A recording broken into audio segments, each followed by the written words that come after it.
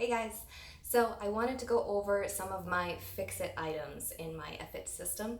So these are the things that I would typically give to people to work on fixing some of their movement or some of their mobility issues that they might be dealing with. So it's hard for me to say specifically what you need without looking at you and seeing how you move. But for some of these, test out a movement like a squat, then come back, try the exercise, then go retest the squat and see if it feels better. If it feels better, move smoother, or you notice it's a little easier, maybe that's an exercise for you. That could be a good sign that you just worked on a mobility issue that you might really benefit from. But what I wanted to do for you today is I wanted to give you the most common ones that I prescribe to my clients. These are ones that tend to be mobility issues or breathing issues or movement issues that most people that have a 9 to 5 sitting at a desk job kind of struggle with. So it tends to be pretty common things that I give to people to work on. So I have 7 different movements for you to learn today. So the very first one I want to go over is ankle mobility. Ankle mobility kind of seems not terribly important, but it can be because if your ankle's locked up, it changes everything up the chain and how everything up the chain works. More specifically, it can kind of impact how the knees are starting to feel, how the hips are starting to feel, and can even contribute to low back pain because it makes it so that your glutes can't fire up as easily. And that's just because it's a chain reaction. Anytime you take a step, anytime you go for a run, if your ankle can't move, it's going to change what's really taking up the force in those movements. So for an ankle mobility drill, there's 2 that I'd like to show you here. One's a little easier for me to show you down here because I got limited visual space for you guys. But this one is going to be kneeling. This is the leg that we're focusing on. So I'm going to show you to the front and then to the side so you can get an idea of what you should be doing. Your knee is going to be tracking forward over the toe and back so that you're getting as far as you can with your heel on the ground, okay? Now there's a couple different ways we can go over this one. There's off to the side, so trying to get over pinky toe, which I think is most important for most people because this is the range where your glutes really want to fire up, or that's kind of the one that gets locked up where glutes get really limited if that motion is kind of sticky. You can go straight forward, which I think is kind of next important, and you can go inward, which I actually find most of my clients don't really need a lot of that. So that's from the front. From the side, so you can get a better view for it. If this is the leg that I'm working, this one's just hanging out. It's not really doing much. You can dig it down just for a little more balance, or you can flatten it out. Doesn't matter too much.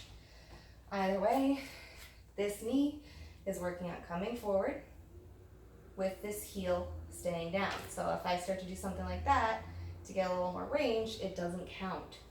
All right, so another way that I really like to do this one is to take the same side hand of the knee that I'm going to be working on, or ankle I'm going to be working on, turn upside down, so thumbs down, hook right at your foot, so you can kind of see my fingers are on my instep, my thumb is around my ankle, sort of, right at the base of the foot.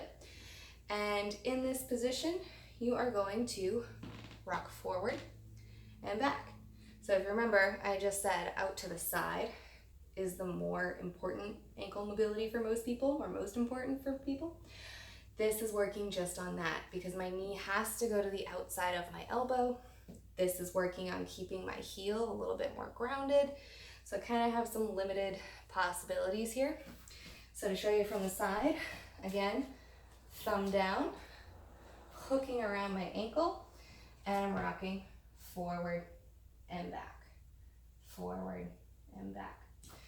All right, and there's going to be a third option that I'm going to give you guys. So those motions that we worked on where you were going forward to the outside and to the inside, you're going to do those on a wall. So everything's the same.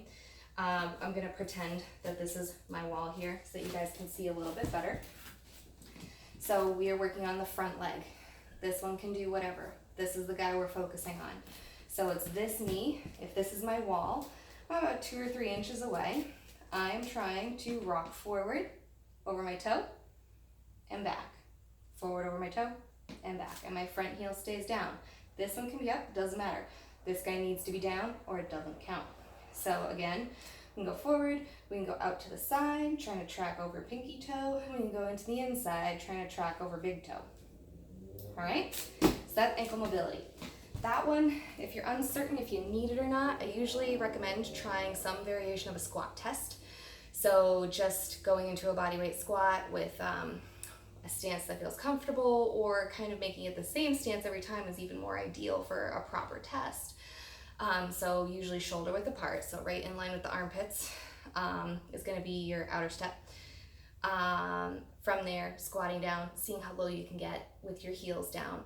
Try it before you do the ankle, try it after you do the ankle. If you noticed improvements, it's probably a really good exercise for you to keep up. And it's really one that takes 60 seconds, right? Or less, usually like 30 seconds. So it's a pretty easy one to squeeze into your routines just to get things gliding and moving a little bit more. And that being said, that reminds me, don't think of this one as a stretch, because it's not. If you're sitting there thinking that you need to be feeling a calf stretch as you're going through it, you're probably going to get frustrated. Not everyone feels a stretch on this one. It really depends how tight you are. This one is literally about how the bones are moving against each other, right? So trying to get them to glide a little bit more, trying to get them to track a little bit more in the direction you want them to. So it's not really about feeling a stretch. So don't fret if you don't feel a stretch. Speaking of stretches, we're going into hip flexor stretch.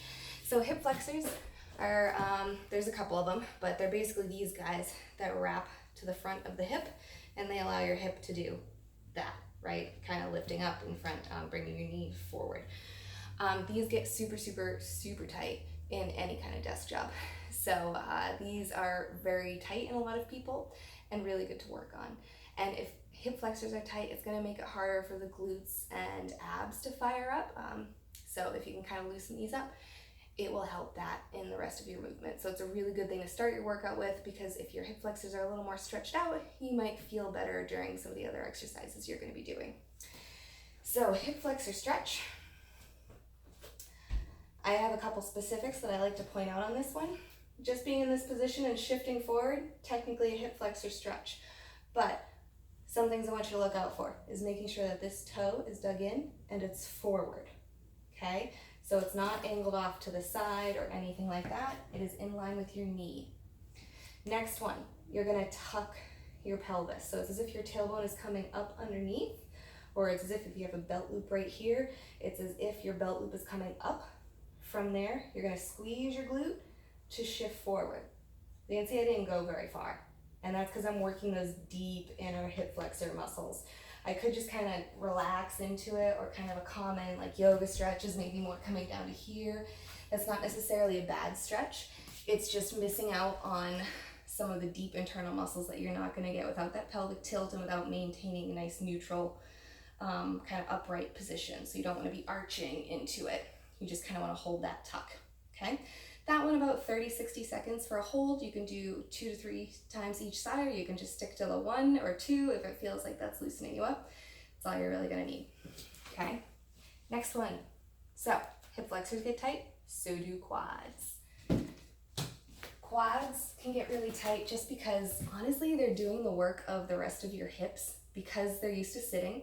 So the front part of your hips and quads are used to engaging to hold you upright instead of more of these guys. So sometimes these get really, really tight. So if we can roll these out, kind of calm them down and stretch them out, it can help us move a little bit better throughout the rest of our workout. So all you're here for foam rolling, getting on the roller, getting your thighs on there, getting into a plank down here. I find elbows is easier than hands. You're gonna roll so that you're getting just close to the knees, but not over the knees, up to the hips, but not over the hips, okay? Moving in and out of that. About 10 rolls is good. You can lean a little bit to one side, lean a little bit to the other side, see if you're more tender somewhere. Usually if you're tender, or it kind of hurts a little bit, it's usually a sign you should be doing it. If you are very, very tight, just do what feels tolerable, okay? I don't want you to be white knuckling it through that exercise, so work slowly into it if you are that tight, okay? Next one, also with the roller, we're gonna go over T-spine. So T-spine or thoracic spine is the part of the spine that's attached to your rib cage. So it's this part here from bottom of the neck to very last rib. That's our T-spine. That gets very tight from being at desks as well. So if your T-spine is very tight, that's where your lungs are, right? Right in that rib cage. If they get super tight, you're not going to breathe as well as you could. And breathing has been shown more and more to really correlate with how we're using our core, how we're using our overall movement. If you're somebody that tends to have like a lot of neck tension or trap tension where you feel like you're kind of stuck in this posture, that's a good sign that breathing is a piece of the equation, or T-spine is a piece of the equation that you need to work on. So opening up T-spine will allow you to use your diaphragm a little bit more, which will allow you to use deep inner core muscles a little bit more. So if we can loosen that up, it should help. It's one of the pieces that is usually a big, big thing to work on. So T-spine on the roller. You're gonna start at the bottom of the rib cage. So you are never going to low back.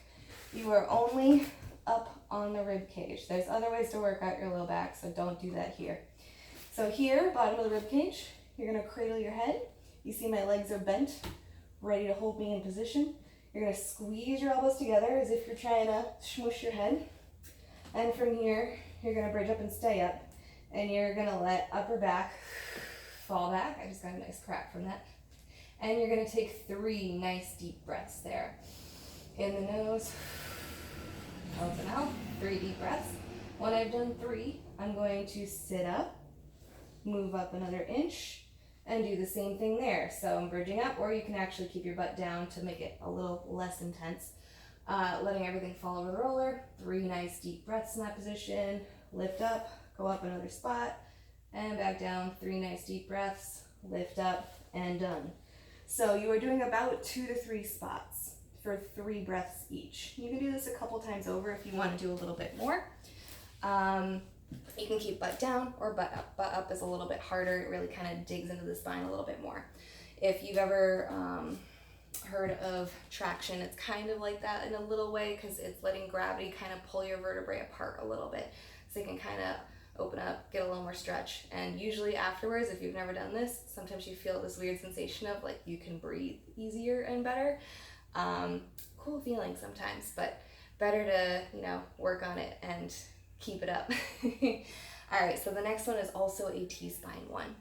This one is a little bit more about the rotation aspect of T-spine, because this is also very important. Our T-spines are actually supposed to be very mobile. So if you don't have rotation through this chunk of the spine, it's gonna mess with other things. You're gonna have to get that rotation from somewhere else, and it's also gonna impact your breathing and your core. So one of my favorite ones to work on with this is digging your toes in behind you, starting in a quadruped. And from here, you are going to sit back onto your feet, and you can place hand on your head or hand behind your back, whichever feels comfortable. You're digging really hard through this hand that stays behind. You are going to twist open and twist in. Twist open and twist in. And I want you to think that you're almost trying to like draw a bow and arrow, right? Or like draw an arrow, whatever it's called. And you're trying to push and pull, okay? So these pieces are trying to come as far away from each other as they can. But I want you to be able to breathe at that end range.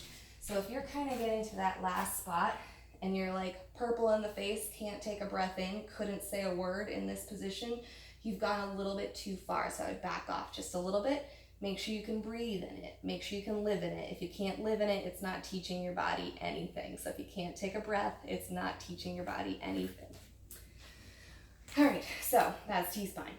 Next, we're going into some rocking. Rocking is kind of like the ankle mobility one. It's not so much about a stretch. It's really about getting the joints to start to glide a little bit more. So this one has a couple different things that it's working on. So rocking, there's a couple ways to do it. I'm starting with my toes dug in. I'm right on top of my hands and right on top of my knees. I'm rocking back and pulling myself forward. Push back through those arms, pull yourself forward. Not really stopping at any point, not really going into a child's pose, just moving in and out of it, okay? With my toes dug in, I'm working on a little bit of mobility for my toes, a little bit for my ankles. Rocking forward and back like this, I'm also working on my knees. I'm working on my hips and I'm working on my shoulder blades. They're kind of, if I'm really actively pulling and pushing, they're going to be moving on my T-spine the way they're supposed to. So works on a bunch of different things here. This is type 1. Type 2, flatten out your feet, and you'll be able to work on getting into those hips a little bit more and pushing that knee range a little bit more. And type 3 is going to be actually going off to the sides. So here, I hope you guys can see this, you are going to sit as if you're sitting into your right hip. So everything else is the same. You are still in a quadruped, but you're going to be sitting towards that right foot and back to center. This one's really focusing on getting into those corners of the hips, like really trying to get, if you can kind of picture the head of the femur, trying to get that whole thing to glide in all the directions it's supposed to. So you would do some to the right, some to the left, some back and forth. You can do some with toes dug in. You can do a mix of variations there. They don't take that long. I'd say about 8 rocks of each type is going to be more than enough, but try that one out, see how you feel after that one.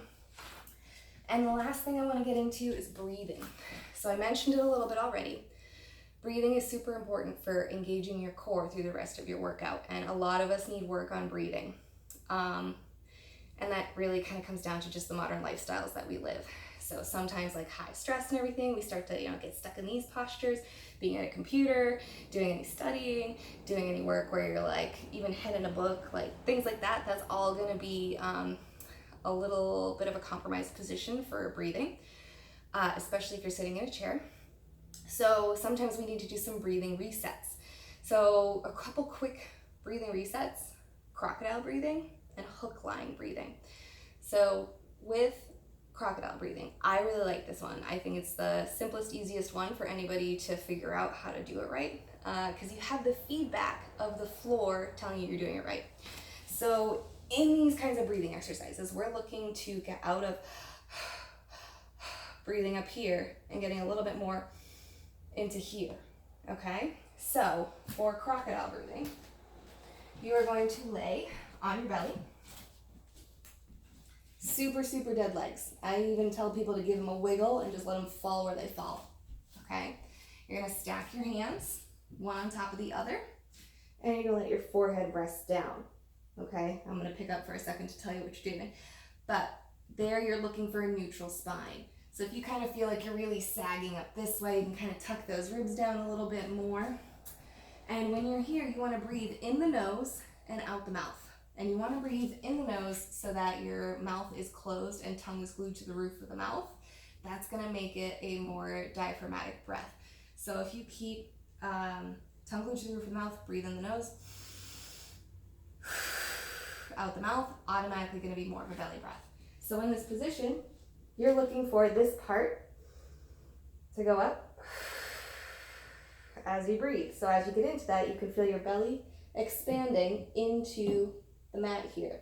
And you do want to have face down the whole time. That's why you have your hands stacked so you can rest your forehead on it, because you do want to be neutral. The more neutral you are, the better the breath is going to be. Hook lying breathing refers to being in this position. So flat on your back, feet on the floor with legs bent. Hook lying breathing, another simple one. You're going to use your hands for feedback. You're going to do one hand on your sternum, one hand on your belly, like right around the belly button, a little bit lower if possible.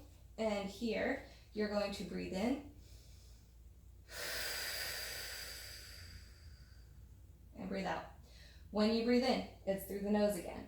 You should feel your hand on your belly move up first, and this should be last, and it shouldn't be up this way. If anything, it should be a little bit this way, right? And when you breathe out, the harder and longer you exhale, the more you're going to be setting up for a solid breath the next inhale. So I would prefer you to try to make those exhales last for 3 or 4 Mississippi. So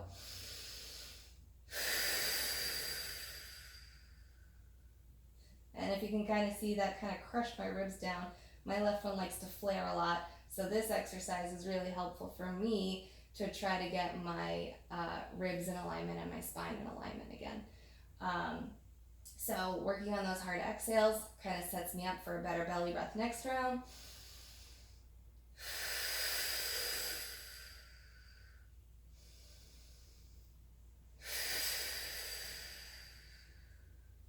And this is one of those exercises that I wouldn't stress about every single rep being perfect. It's one of those things, kind of like a yoga pose, where you just work on getting deeper and deeper into the proper position as you go. So don't stress if you kind of go like, oh, that was a bad one. Don't think you have to start over. Just kind of keep breathing. With each breath, they usually get better, especially if you're working on those hard exhales and you're breathing in the nose. All right, so that's all the fix-its I have for you today. I know it's kind of a lot. Doesn't mean you need to do all of them, but dabble with them. See which ones you like. See which ones seem to help you. See which ones kind of loosen you up. If they're loosening up your hips, your ankles, your knees, whatever. If all of a sudden you feel like you have the smoothest squats in the world, whatever you tried is probably a really good exercise for you to mess around with, add into your program in the beginning. All right, let me know if you guys have any questions on this, and I'm sending you a workout tomorrow. All right, bye.